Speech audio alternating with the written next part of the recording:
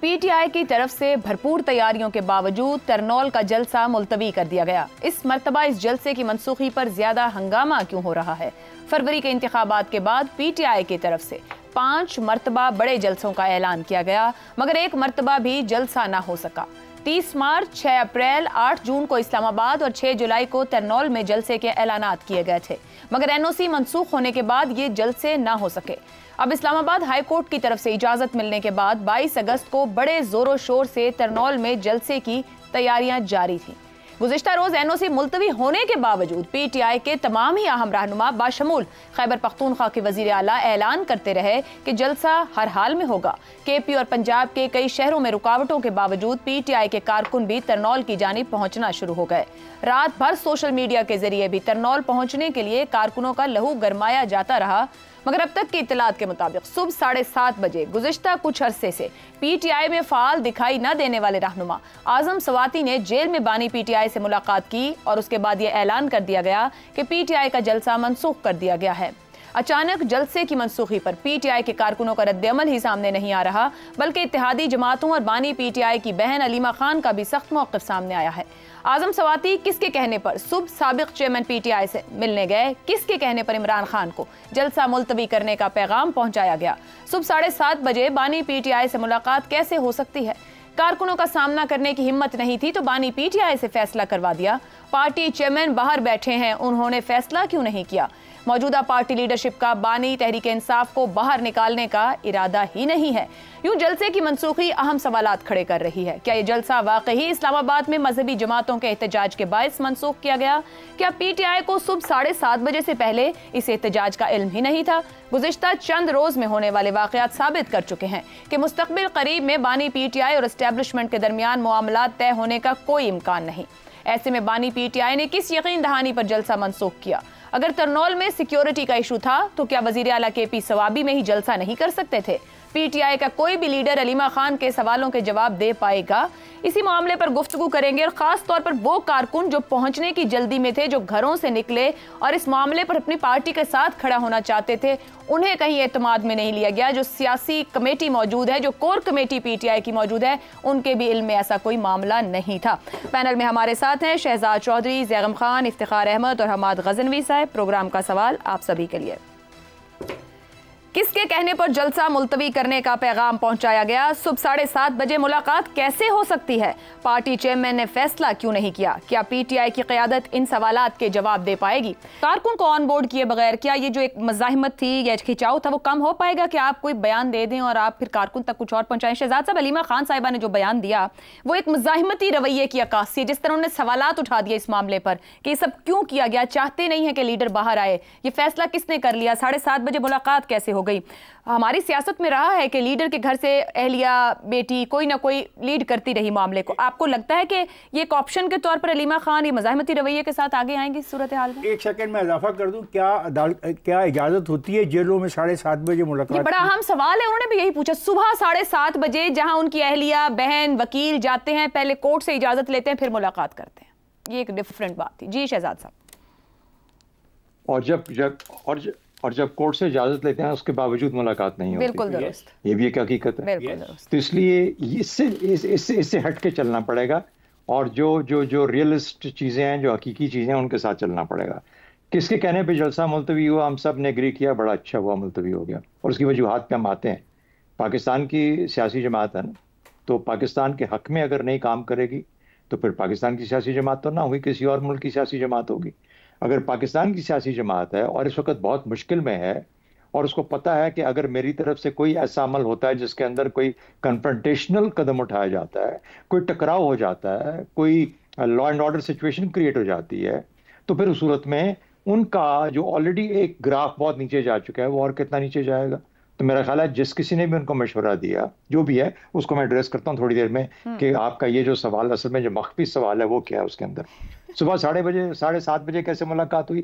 ظاہر ہے اگر ترنول سے اور جگہوں سے قافلے لے کے آنے اور بہت دور ترنول سے تک پہنچنا ہے تو ان کو پہلے مل جانا چاہیے۔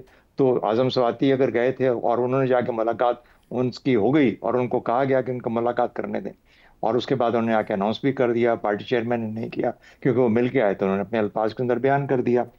اگر تو جو اینڈ سٹیٹ ہے وہ آپ کو اچھی لگی کہ ہاں بہت اچھا کام ہوا، تو پھر اس کے اوپر نہیں جانا چاہیے کہ میسنجر کون ہے. صحیح. آپ کا تعلق میسج سے ہے، میسنجر سے نہیں ہے. ہم سب کا پاکستانی ہونے کے ناطے میسج بڑا کلیئر تھا کہ آج اسلام آباد کے حالات اچھے نہیں ہیں، کیونکہ اسلام آباد بلاکڈ ہے ہر طرف سے، اور وہ صرف اور صرف پی ٹی آئی کی وجہ سے نہیں تھا. پی ٹی آئی تو ترنول میں تھی، 10 منٹ دور ہے اسلام آباد سے.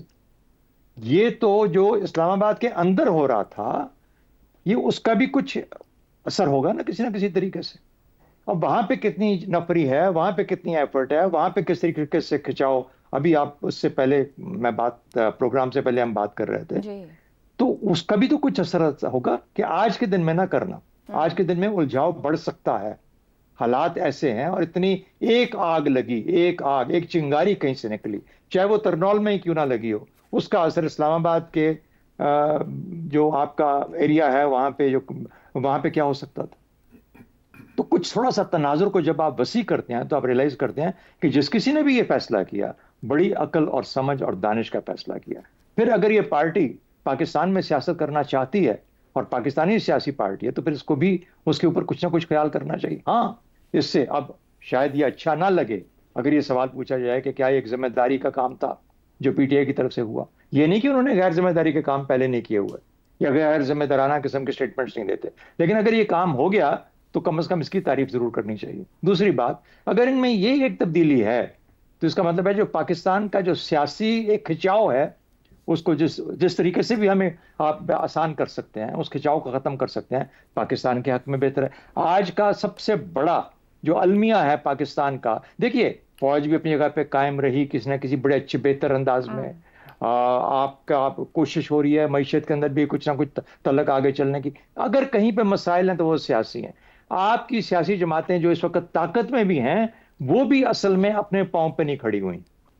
تو ان کو پاؤں پہ کھڑا کرنے کے لیے، پارلیمنٹ کو پاؤں پہ کھڑا کرنے کے لیے ایک ایسی سیاسی جماعت جو کہ بالکل ہی ایک مختلف قسم کا آزادانہ رویہ لے کے چل رہی ہے، اگر اس کو آپ کسی طریقے سے اپنے ساتھ ملا سکتے ہیں کچھ عرصے کے لیے، 2 سال 3 سال 4 سال، وقت تو گزر گیا، 3 ماہ گزر گئے، مشکل وقت سے پاکستان نکل آیا.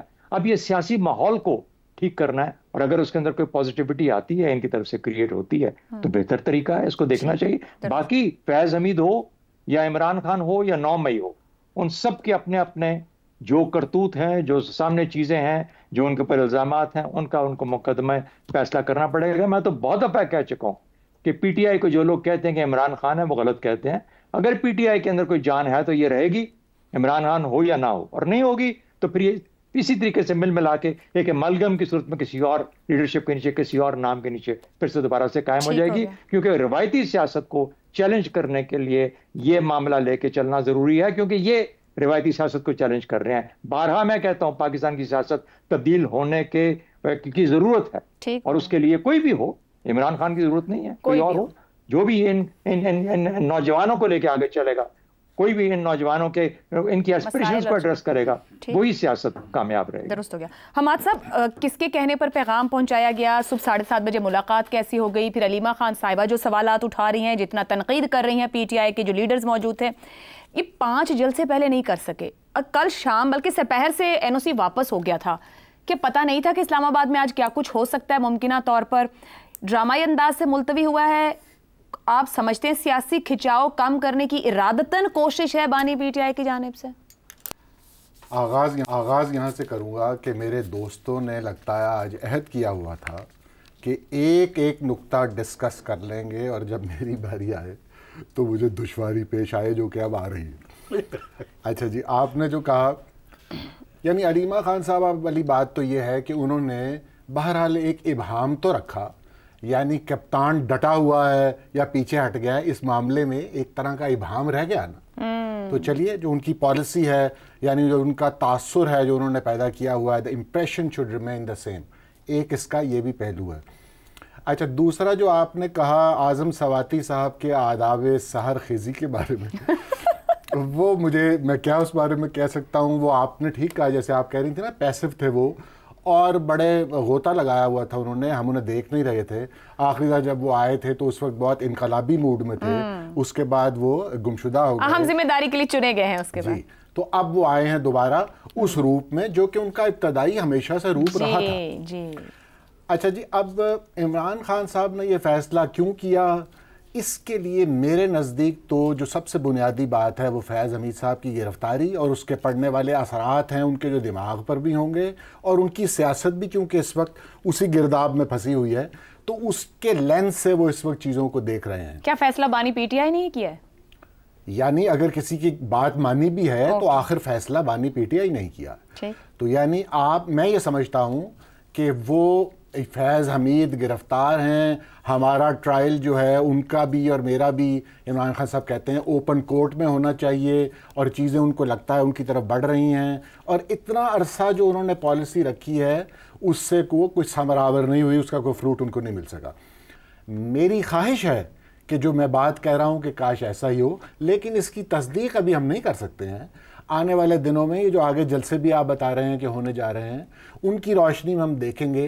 لیکن اگر یہ بات ہے تو جس طرح دوست کہہ رہے ہیں نا، مجھے بھی خوشی ہوگی کہ عمران خان صاحب ایک کھیل کی طرح سیاست کو کھیلتے ہیں اور حملہ آور رہتے ہیں اور آخری گیند تک کہتے ہیں لڑنا چاہیے، لیکن سیاست میں کبھی اس کے الٹ بھی ہوتا ہے، آپ کو آخری گیند تک ڈرا کے لیے بھی کھیلنا پڑتا ہے، کبھی آپ کو آخری گیند تک سلو کی کوشش بھی کرنی پڑتی ہے تاکہ آپ دوبارہ اپنے قدم جما سکیں اور اگلے مارکے کے لیے تیاری کر سکیں۔ تو یہ ان میں خوبی نہیں ہے، اس کا نقصان بھی خان صاحب نے اٹھایا ہے، لیکن اگر اب فرض کیا کہ یہ ایک نئی شروعات ہونے جا رہی ہے تو یہ ان کے لیے ایک اچھی خبر ہے۔ ایک بات میں کرتا جاؤں، سب دوست جو ہیں یہ کہہ رہے ہیں بہت اچھی بات ہوئی، جلسہ جو ہے وہ ملتوی ہو گیا۔ میں اس بارے میں ذرا مختلف رائے رکھتا ہوں۔ میں دیکھ رہا ہوں بہت عرصے سے پی ٹی آئی کو تو الیکشن جلسہ بھی کرنے کی اجازت نہیں دی جا رہی تھی، اس کے بعد بھی ان کو مسلسل روکا جاتا ہے۔ اب اس دفعہ پھر یہ بات ہو رہی ہے، اب ہم نے کہہ دیا جی ترنول میں بھی جلسے کی اجازت نہیں، ہمیں وہاں سے ڈر ہے کہ کے پی کے سے کچھ ہو جائے گا۔ اچھا، لاہور میں جب جلسہ ہوگا تو وہ بھی دیکھ لیں گے، ہم نے پہلے بھی دیکھا ہے ان کو مسلسل روکا جاتا ہے، اور پس منظر میں 9 مئی کا ہمارے پاس ایک پہاڑ کھڑا ہے، اس کی روشنی میں ہم روک لیتے ہیں۔ لیکن اس بات کو مت بھولیے کہ وہ ایک بہت بڑی پارٹی ہے پاکستان کی، ان کے کانسٹیٹیوشنل رائٹس ہیں، اور یہ دفعہ 144 ہمارے ہاتھ جو ایک گولی آئی ہوئی ہے کہ ہم ہر چیز کا علاج اسی سے کرتے ہیں، جو کہ 1861 کا ایک قانون ہے سامراج کا بنایا ہوا، جو لوگ آزادی مانگتے تھے ان کو وہ اپنے قابو میں رکھنے کے لیے بنایا گیا تھا، یعنی جو لوگ حقیقی آزادی مانگتے تھے۔ تو بہرحال اس کا اس طرح بے رحمانہ استعمال جو ہے وہ بھی ہم بہرحال کانسٹیٹیوشنلسٹ کو پسند نہیں آتا۔